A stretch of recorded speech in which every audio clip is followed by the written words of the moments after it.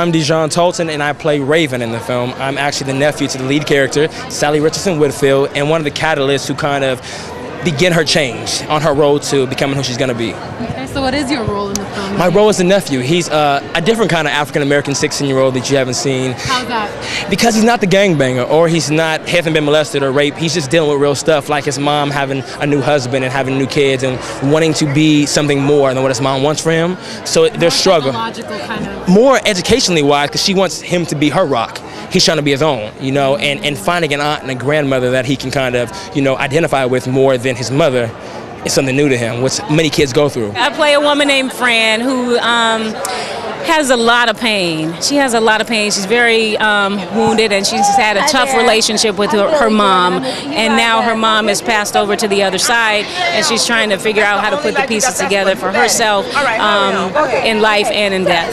Oh, I'm doing The Hereafter. It's a Clint Eastwood movie with Matt Damon, and I'm doing some Disney animation right now. It's all fabulous. Can you tell us what this is about? Yeah, it's what I did, The Princess and the Frog. I did Cars, Shark Tale.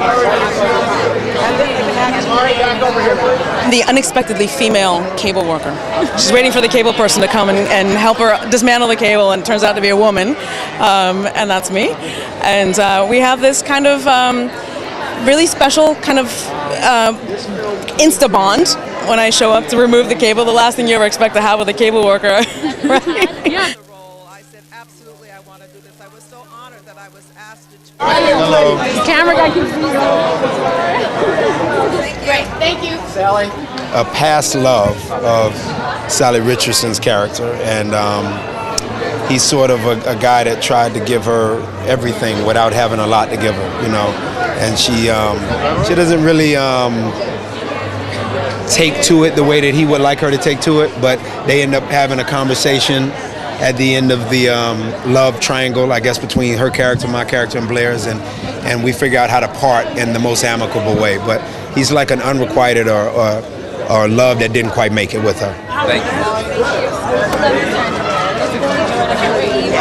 I'm just excited about this project here. Ava's a dear friend of mine from way back, and when she told me she was directing her first film, I was and am honored to be a part of it. So I haven't seen it. I'm looking forward to seeing it. And and Sally is the lead in the film. And What do you love about the film? I haven't seen it yet. What I loved about it was, when I read the script, is that it's a personal story. It comes from Ava's soul, it comes from her heart, and her mind. She's a tremendous writer. I didn't know. I mean, she was a friend of mine. I didn't know she could write.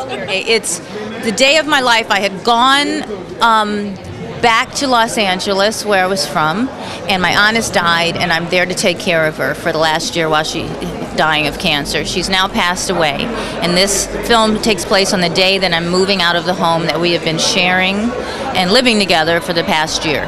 And I have 12 people who come through my life that day that help me find closure, find what my new life is going to be, and it's a really simple but amazingly put together piece.